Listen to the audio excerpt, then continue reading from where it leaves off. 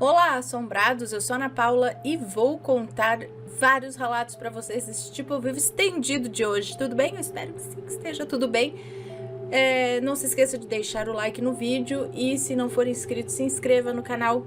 Ok? Combinado? Então vamos lá. Lembrando aqui vocês que eu estou com um novo canal, tá? No YouTube, que se chama Conto pra Ana. Vai lá, se inscreve. É no mesmo lance aqui dos relatos do assombrado, só que são relatos, são histórias sem assombração, sem o sobrenatural. Talvez um pouquinho, não sei, né? Porque tem história que é tão incrível que parece que tem um dedo de sobrenatural aí, mas não é o foco principal, tá? São histórias de vida, histórias assim, de até romance, histórias bonitas, histórias tristes. Então é lá que estarei contando estes relatos. E se você tem uma história muito legal, interessante, curiosa, enfim, uma história de vida, e não tem nada de sobrenatural, pode enviar lá pro Conto pra Ana. Pode enviar para os relatos de início, mas tem o próprio e-mail lá, que é conto.pra.ana@gmail.com. Beleza? Então vamos aqui com este relato, que este sim tem sobrenatural. Aí, fui errado. E é este daqui, o primeiro de hoje. Palavras têm poder. Todos os nomes estão trocados. Esse relato ocorreu no interior da Paraíba, em uma cidade que se chama... Não sei se digo ou não, mas é na mesma cidade do primeiro relato que eu te contei a primeira vez, né? Esse é um moço, eu acho, que nos conta. Tá, e essa história aqui aconteceu no ano de 2014. Ana, para começar esse relato, precisamos voltar bastante no tempo. Na época em que a minha mãe era viva. E antes de eu nascer, a minha mãe morava na casa do tio dela com 2 filhas pequenas. A minha mãe teve um caso com o primo legítimo dela, que no caso se tornou meu pai. Depois de 5 meses de gravidez. 5 meses de gravidez mesmo, ou depois que descobriu foram 5 meses de gravidez? Sendo que a minha mãe já tinha as suas outras filhas, né? As minhas irmãs. E aí a minha avó descobriu e foi questioná-la, descobriu a gravidez e foi questioná-la. Então a minha avó Maria perguntou: como você teve essa coragem de engravidar do seu próprio primo e ainda me esconder? E aí a minha mãe, em um tom de deboche, bateu 3 vezes na sua barriga assim, ó, e falou: se isso aqui for um bebê, eu quero morrer de câncer e cheia de bichos, ou seja, de larvas. Meu Deus, isso a gente não fala nem brincando, né?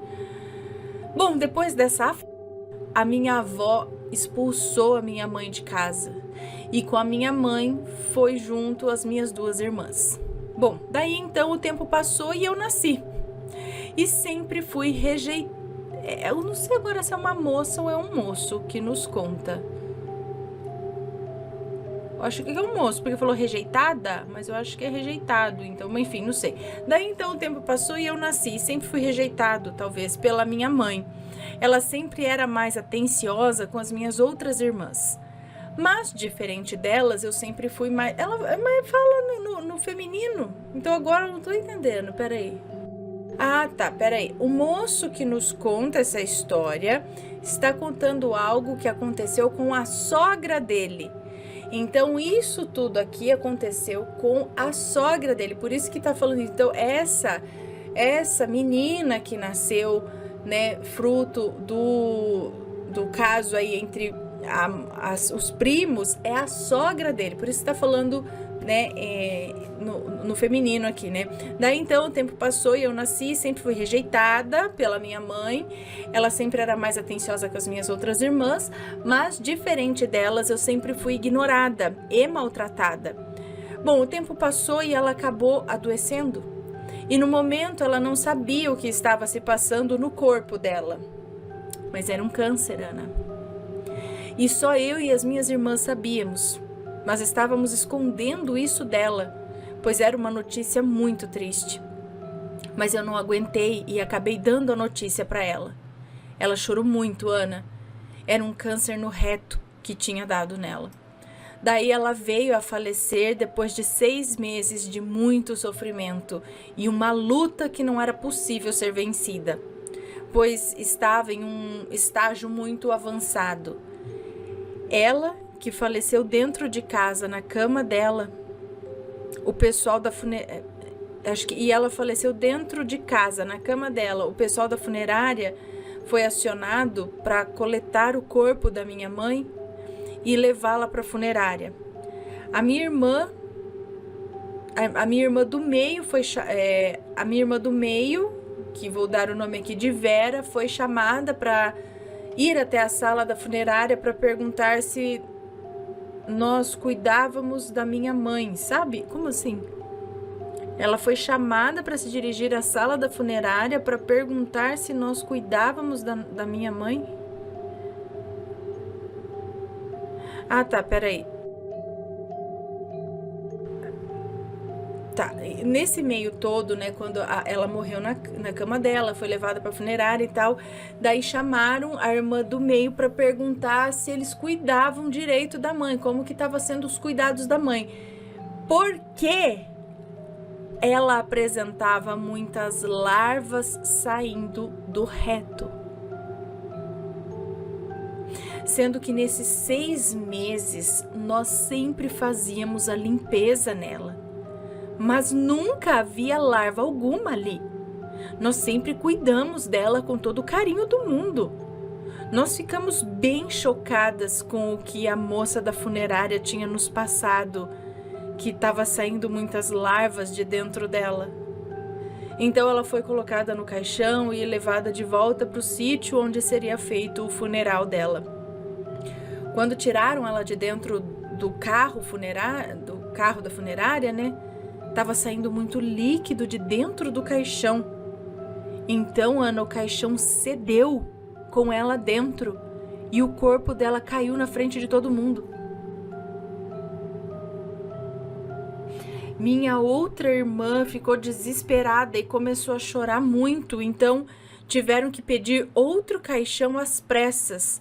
E aí ela foi colocada nesse novo caixão e então conseguimos fazer o sepultamento dela normalmente. Gente, mas assim, no momento em que é feito a necrópsia, todo o procedimento, eu acredito que é para não ter mais líquidos, é justamente para não ocorrer esse tipo de coisa. Foi feito tudo certinho e isso foi algo até sobrenatural, digamos também, ou não foi feito toda o procedimento? Enfim, quem entende mais disso pode falar. Bom, então no 7º dia que tudo isso ocorreu, de madrugada, eu estava deitada com a minha filha, eu estava numa cama, né, com ela estava dormindo, quando de repente eu vejo uma figura surgindo, e era minha mãe, Ana. Ela apareceu com as mesmas roupas com que foi enterrada, apareceu para mim sem falar nada. Eu tentava falar com ela, mas eu não conseguia falar nada. Minha língua meio que enrolava. Então ela se aproximou da minha filha, olhou para ela e eu via tudo aquilo.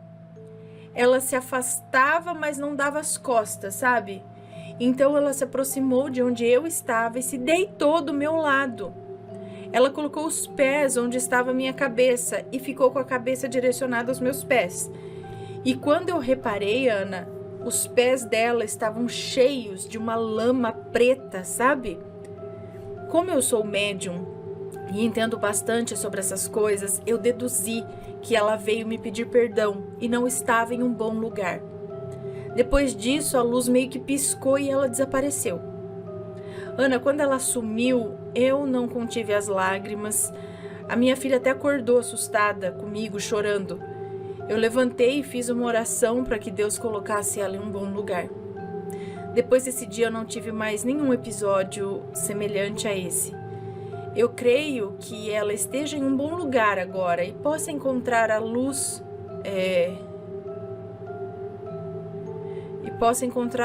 para ter o seu descanso eterno. Então, Ana, esse foi o meu relato. Na verdade, esse foi o relato da minha sogra. Agora é o moço de novo aqui que nos conta essa história, né? Que está escrevendo o e-mail. Este foi o relato da minha sogra, que pediu para eu escrever e mandar para você para compartilhar com a família Assombrado.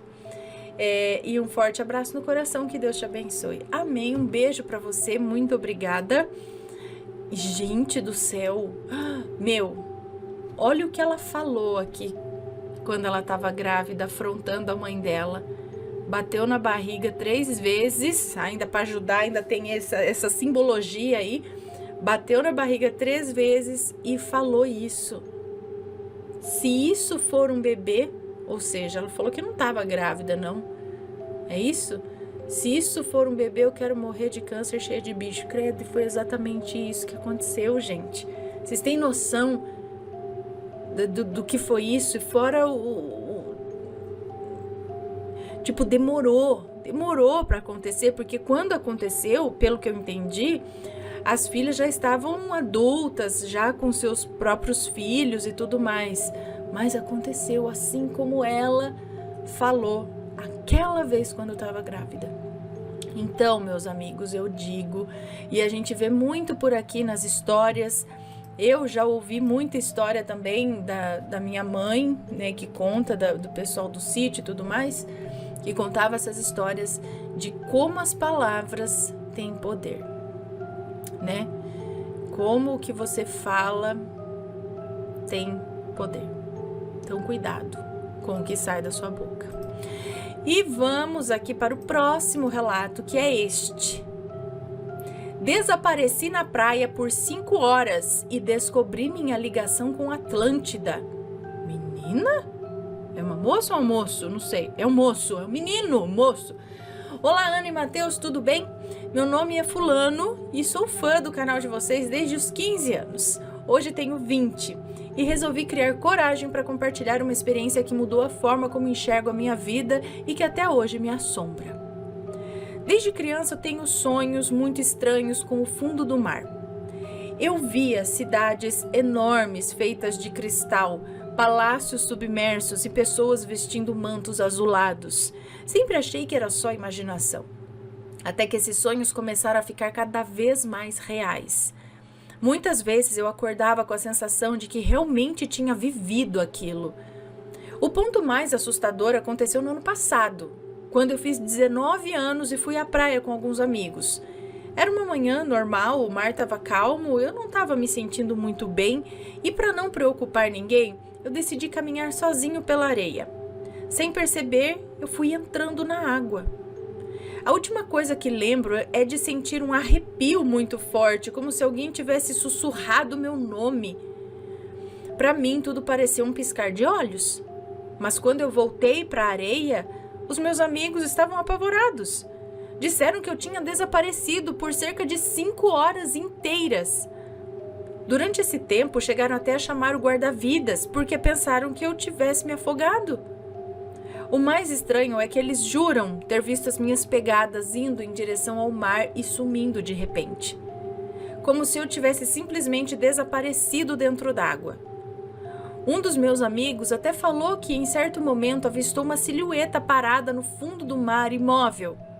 Mas quando os bombeiros foram verificar, não havia nada lá. Quando finalmente apareci de novo, para mim tinha passado apenas, alguns minutos. E sem pensar eu respondi para eles. Eu estava dentro do mar. E de fato eu tive uma visão. Estava em um palácio feito de pedra azul brilhante, cercado por pessoas ajoelhadas que me chamavam de príncipe. Elas diziam que eu tinha prometido voltar e que Atlântida dependia de mim. Depois desse dia, coisas ainda mais bizarras começaram a acontecer. Minhas mãos apareceram cobertas por um pó azul brilhante que desapareceu minutos depois. Em alguns momentos, quando eu olho no espelho, eu vejo meu reflexo com uma coroa antiga prateada que some rapidamente também. Passei a sonhar toda semana com uma cidade submersa e sempre que acordo sinto o lençol molhado de água salgada, mesmo sem ter ido à praia. Hoje, toda vez que volto ao mar, sinto uma força me puxando, como se não fosse apenas uma lembrança, mas um chamado. Tenho medo de que em uma dessas vezes eu não volte mais. Menino, olha lá, não, calma lá. Será que em uma vida passada eu fui realmente um príncipe de Atlântida? Ou será que alguma coisa do mar está me chamando para nunca mais retornar? Um abraço para vocês. Tá, ele tá dizendo aqui que tem mais relatos envolvendo isso, pode contar. Fique à vontade, pode enviar os seus relatos. Um beijo pra você, obrigada. Mas eu quero, assim, se eu fosse você, primeiro iria averiguar se realmente, né, fazer em um lugar sério, talvez algum tipo de regressão, ou alguma coisa,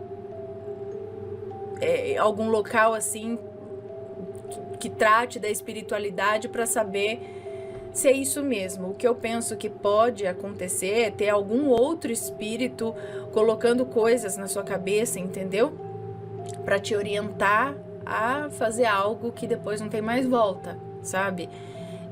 Porque assim, estamos vivendo no mundo físico agora. Se você foi em outra vida alguma coisa, teve um cargo de nobreza em algum lugar, pensando aqui, né, no racional, foi em uma outra vida, em um outro tempo. Nesta vida, neste tempo, você está neste corpo físico que, se parar de respirar no ar, não vai mais estar aqui, entendeu?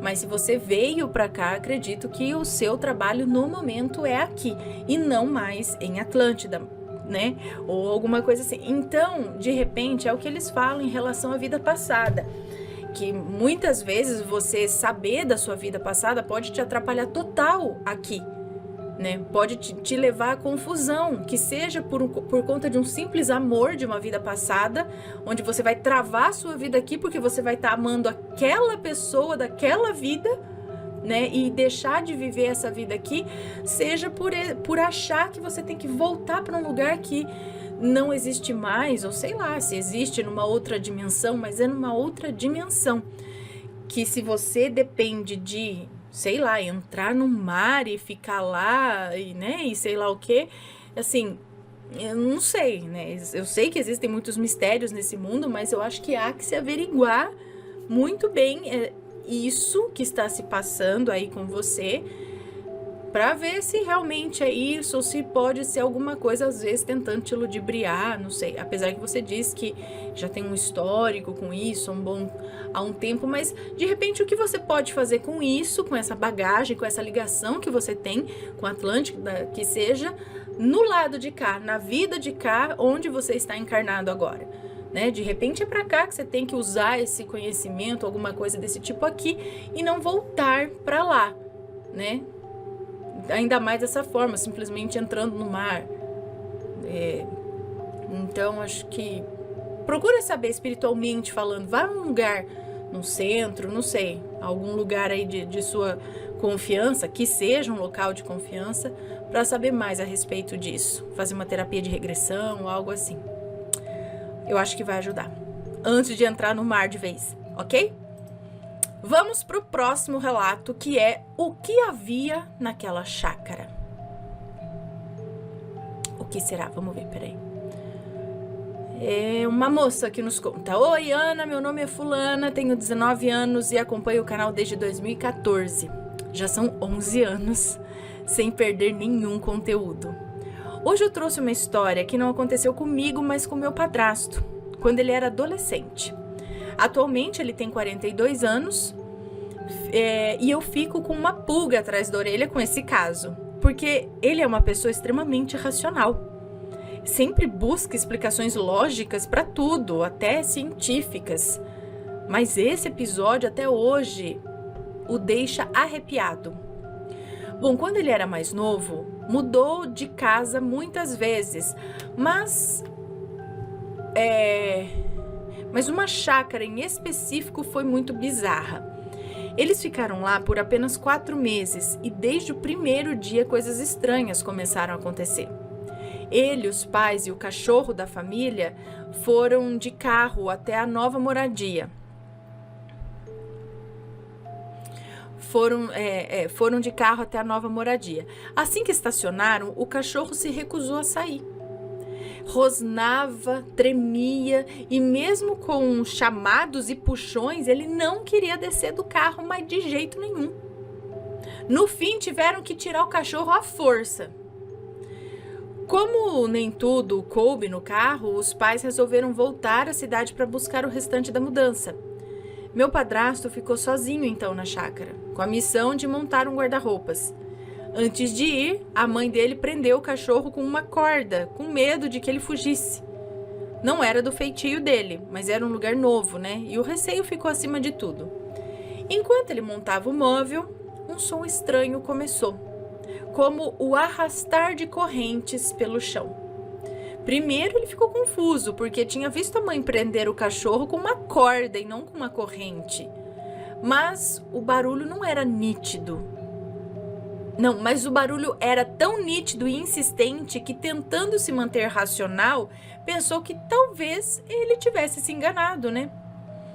Então resolveu verificar a inquietação do cachorro. Foi quando se deparou com a cena. O cachorro continuava preso a uma corda, mas estava encolhidinho no canto da parede, tremendo de medo.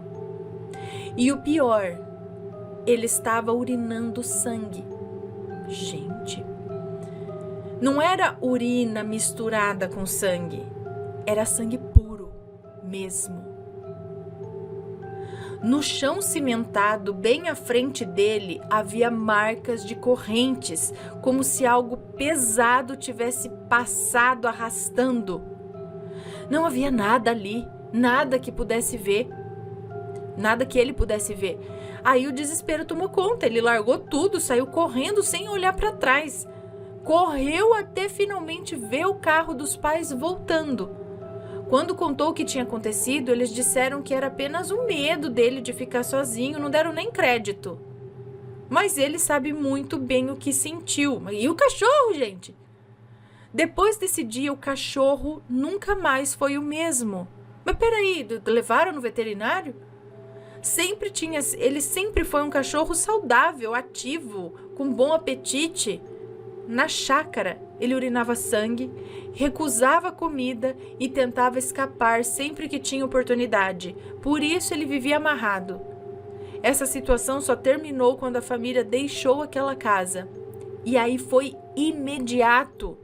Depois da mudança, o cachorro voltou a se alimentar, voltou a urinar normalmente e a se comportar como antes. Inclusive, tirar o cachorro de dentro do carro foi uma luta, mas para ele entrar no carro não precisou nem chamar. Olha, havia algo errado naquela chácara. Algo que ninguém via, mas estava lá. E o cachorro com certeza sabia o que era. Obrigada por me deixar compartilhar essa história, Ana. É um caso real e até hoje, por mais que eu tente, eu nunca consegui encontrar uma explicação sólida. Eu espero que goste. Um beijo pra você, muito obrigada. Eu fiquei curiosa pra saber o que acontecia com o cachorro. Por que ele urinava sangue puro? E ninguém nesse meio tempo levou ele no veterinário pra dar uma investigada nisso, né? Porque isso acontecia só na chácara. E aí ele nem comia direito. Gente, interessante isso. Coitado do cachorro, mas que bom que depois ficou tudo bem. Mas eu fiquei curiosa em relação ao que, assim, por que acontecia isso. Será que o que tava lá batia no cachorro? Não. Eu com raiva das assombrações já. Bom, vamos para o próximo relato, que é A Arte da Minha Herê. Olá, Ana e Assombrados, não tem nomes no relato. Ok. Hoje eu venho relatar algo que aconteceu recentemente comigo e com o meu noivo. No dia 27 de setembro, agora, foi comemorado o dia de São Cosme, Damião e Dom. Como sou um bandista, decidi ali, de última hora, comprar alguns doces, balas, uma chupeta e um refrigerante para fazer uma pequena oferenda para eles, com todo o carinho, amor e alegria que merecem. Cheguei do trabalho quase 11 horas da noite, montei a oferenda, acendi uma vela, enchi algumas bexigas que tinha em casa, Coloquei tudo direitinho para eles. Tomei um banho e fui descansar. Meu noivo crê em Deus, mas não pratica nenhuma religião. Ele me apoia muito em seguir o meu caminho na Umbanda, pois sabe o quanto sou apaixonada e o quanto ela me faz bem. Então, Ana e Assombrados, no dia seguinte eu acordei e o meu noivo já estava desperto. Ele veio me contar que havia acordado sem a aliança. Só para contextualizar, ele costuma tirar a aliança para tomar banho, para cozinhar ou para lavar louça, mas sempre deixa no bolso da bermuda ou na escrivaninha do quarto. Assim que ele termina, ele coloca de volta. Pois bem, ele disse que tirou a aliança para lavar a louça, colocou de volta e dormiu com ela. E levou um baita susto ao acordar sem a aliança. Ele começou a procurar começou a procurar aliança pela casa, desesperado, não encontrava. Quando sentou no sofá, acabou achando a aliança em um dos vãos do sofá, mas ele não faz ideia de como ela foi parar lá. Nós não temos histórico de sonambulismo, tá? Isso nunca havia acontecido antes.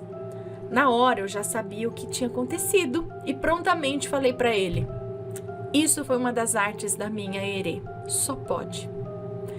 Eu já ouvi algumas pessoas dizerem que os herês fazem isso mesmo, eles pegam objetos e somem com eles. Às vezes a gente nunca mais acha. Eles não fazem por mal nem para prejudicar, é só uma arte de criança mesmo. E nesse dia nós não estávamos muito bem. Nós tínhamos discutido um pouco, então creio que foi por isso que ela pegou a aliança e escondeu. Acredito que seja isso, porque, sei lá, não tem outra explicação. Eu espero que vocês gostem do relato, não se esqueçam de curtir, seguir o canal e deixar os seus comentários. Eu adoraria ler a opinião de vocês.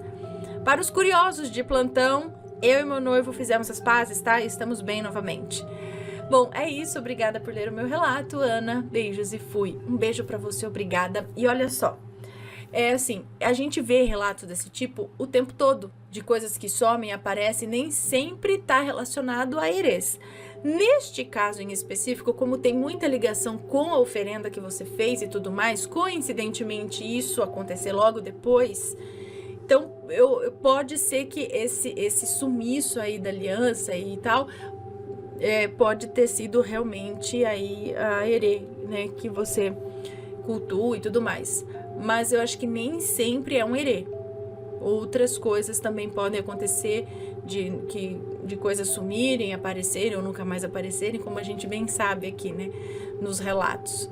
Mas olha só que travessura, né? Deu gostosura e ela fez travessura. Bom, vamos para o próximo relato, que era uma nave alienígena? Eita! Vamos ver. Olá, Ana e Assombrados, sou a fulana e trago um relato de algo que aconteceu com meu pai quando ele era criança.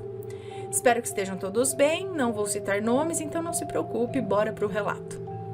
Meu pai conta que quando ele tinha entre 7 a 10 anos de idade, foi em meados dos anos 80, ele vivia indo passar os dias na casa dos seus tios no interior. Naquela época não tinha tantas casas como hoje em dia, né? Então a mata era bem mais cheia. Quando chegava o dia de voltar para casa, ele, junto de seu tio, saíram cedo de casa para pegar o ônibus na beira da estrada de terra, já que passava bem cedinho, e voltar para a cidade. Quando eu digo cedo, era bem cedo mesmo, tipo 4 da manhã. O sol nem tinha nascido ainda. Então, estava bem escuro e frio, por ainda ser praticamente de madrugada, né? E o meu pai conta que enquanto esperava o ônibus, naquele silêncio que fazia, de repente se assustou, quando do nada apareceu uma luz muito clara, praticamente branca, perto deles, vindo de cima. A luz tinha um formato redondo ou esférico e era tão forte, mas tão forte, que o meu pai disse que dava para ver nitidamente os grãos de areia no chão. Ele e o meu tio se esconderam rapidamente numa moita alta que tinha ali, com medo, sei lá, do que aquilo poderia ser, né? E um detalhe, aquela coisa que era bem grande, por sinal, não fazia barulho nenhum. Um objeto grande e silencioso. Era uma luz muito forte, muito clara, que apareceu de repente no meio do nada, porque como eu havia dito antes, não tinha casas ali por perto, era mais mata fechada e uma estrada de terra. Aquilo durou pouco. Logo, aquele objeto, junto com aquela luz misteriosa, sumiram. Nessa mesma época, também acontecia bastante desaparecimento de pessoas e animais naquela região, o que deixava tudo ainda mais estranho. Meu pai não teve dúvidas do que viu. Foi uma nave alienígena, sim.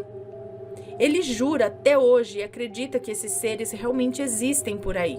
Eu também acredito, mesmo nunca, tendo presenciado tal coisa e nem sei se eu quero também. Eu só digo que esse mundo carrega tantos mistérios que eu acho melhor deixar quieto.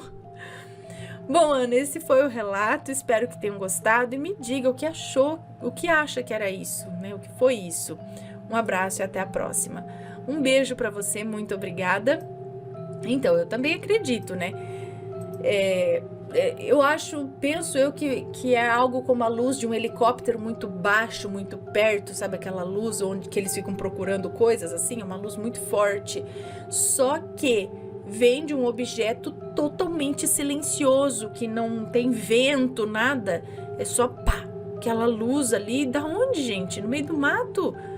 Não é lanterna, da onde? De cima que a luz vem, Então, e tinha muita, parece, que nessa época aí, 80, 90, sei lá, tinha mais atividade dessas coisas. Não sei se eles mudaram o foco, o modo de chegar até nós, se desistiram, se já conseguiram, mas mudou um pouco, os avistamentos, os relatos, essas coisas.